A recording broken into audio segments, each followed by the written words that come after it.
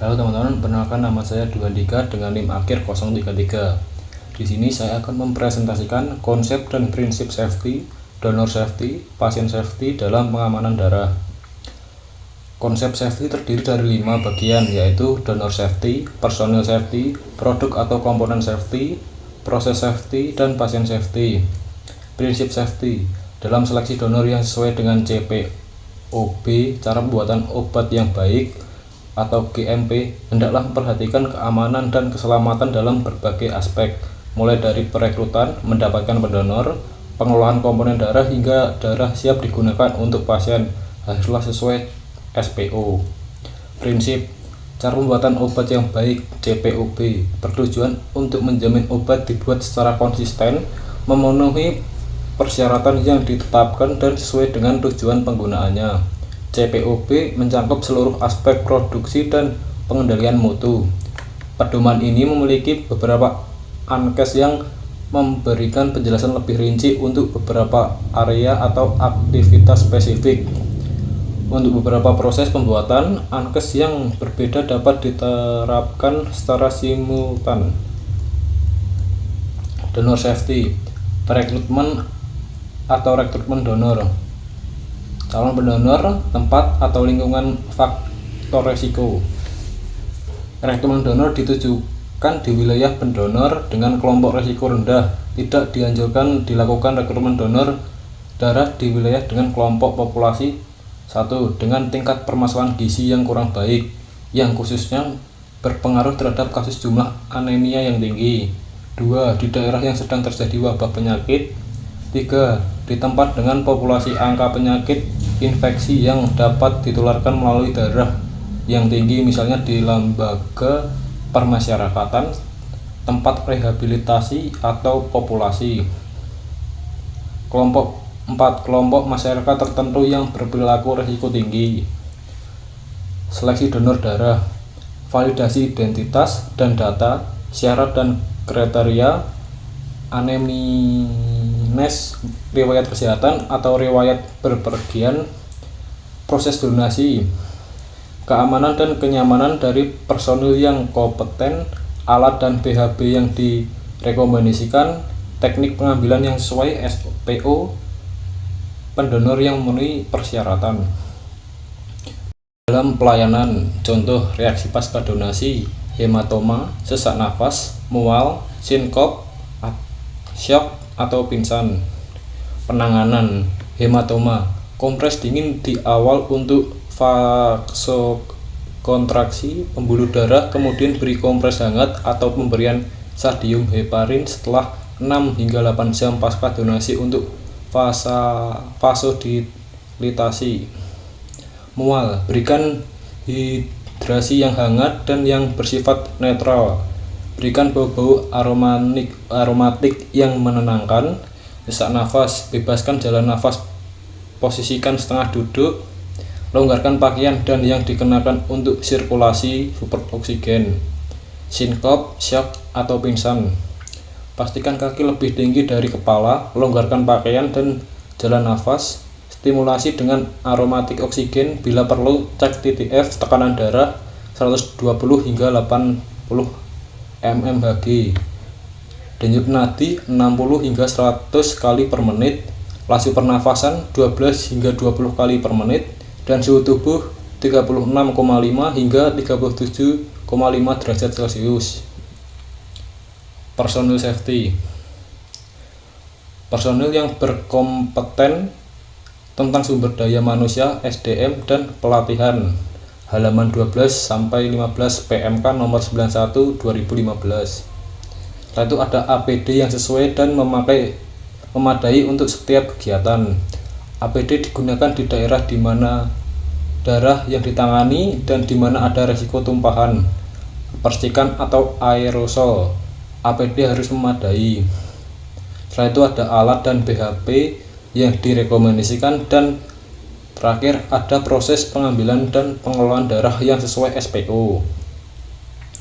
Proses safety meliputi proses seleksi, pengambilan darah donor, pemrosesan dan penyimpanan darah, proses pengeluaran untuk pasien yang sesuai CPOB, produk safety, pembuatan komponen darah dengan menjaga suhu rantai dingin sebelum sampai selesai pengolahan.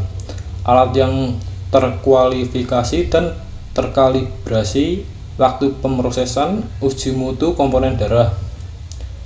Pasien safety, kualitas komponen darah, distribusi komponen darah dengan sistem suhu rantai dingin, pemastian hasil uji silang serasi, pemantauan reaksi pasca transfusi.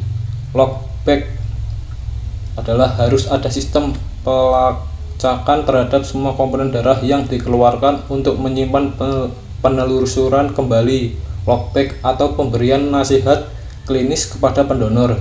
Jika diperlukan, penarikan kembali setiap komponen darah yang dicurigai tidak memenuhi persyaratan.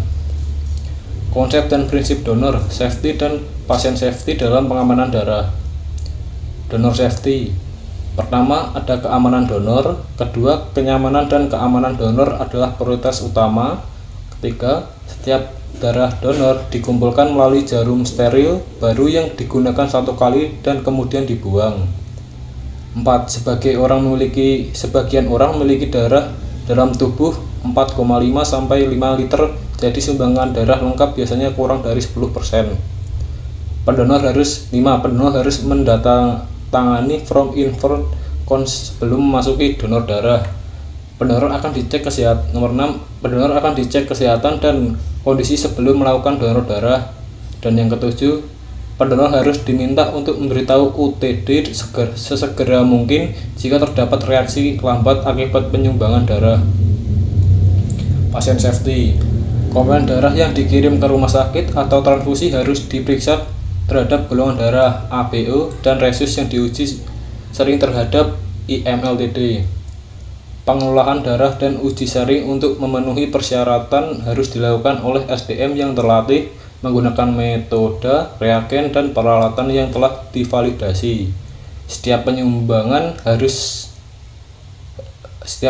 dengan hasil uji saring IMLTD reaktif harus dipisahkan dan dimusnahkan sesegera mungkin. Pasien safety. Setiap kantong harus diperiksa untuk A. Golongan darah ABO, B. Golongan darah resus. Golongan darah ABO dan resus harus diverifikasi pada setiap kantong darah yang didapat dan dibandingkan dengan hasil pemeriksaan terdahulu. Jika terjadi ketidaksesuaian hasil, komponen darah dari penyumbang tersebut harus dikarantina hingga ketidaksesuaian hasil telah diselidiki dan diperbaiki hingga tidak ada lagi keraguan. Pelabelan golongan darah ABO dan resus dari penyumbang asal donor baru harus dikonfirmasi menggunakan dua pemeriksaan, ABO atau resus. Pasien safety. Donor baru dan donor dengan riwayat kehamilan atau transfusi sejak penyumbangan darah terakhir harus diperiksa untuk antibodi yang signifikan secara klinis. Pemeriksaan harus dilakukan menurut instruksi pabrik, SPO, dan kriteria penerimaan ditetapkan dengan jelas. Peralatan harus dikualifikasi dan metode pemeriksaan divalidasi. Semua reagen harus diberi tanggal dan bubuhkan inisial petugas yang membuka atau menyiapkan dan menyimpan sesuai instruksi pabrik. Kinerja laboratorium pemeriksaan harus dinilai secara teratur melalui keikutsertaan di dalam program PME. Tempat pengambilan donor darah merupakan kontak langsung pertama antar donor dan UTD. Pengambilan darah harus dilakukan secara aman untuk donor dan pasien. Pertama, ada kebersihan lengan donor, kebersihan peralatan, dan kebersihan lingkungan. Kesehatan dan higien mencakup kebersihan dan kerapian, diterapkan pada semua kegiatan pelayanan transfusi darah. Pelindungan produk, pelindungan donor, pelindungan staf merupakan persyaratan GMP. Kebersihan. Setiap area pekerjaan perlu dibersihkan setiap waktu. Membersihkan secara teratur, bahan pembersihan yang tepat, monitoring kebersihan yang teratur, inspeksi teratur terhadap lingkungan pekerjaan, membersihkan tumpahan-tumpahan. Kerapian. Ketidakrapian area kerja mengakibatkan berbahaya, memberikan kesan yang buruk, dapat mengarah pada kesehatan yang buruk jika ditemukan penimbuhan, menunjukkan kebersihan sedikit atau tidak dilakukan staf. Semua staf bertanggung jawab menjamin kerapian lingkungan kerja. Area laboratorium. Kondisi laboratorium yang kotor dapat mengarah pada hasil-hasil tes yang tidak dipercaya. Hasil tes yang tidak benar disebabkan karena reagen terinfeksi atau terkontaminasi. Kontaminasi sampel dari peralatan, keselamatan staf, kondisi pekerjaan yang kotor atau tidak rapi dapat menimbulkan kecelakaan. Sekian dari saya, terima kasih.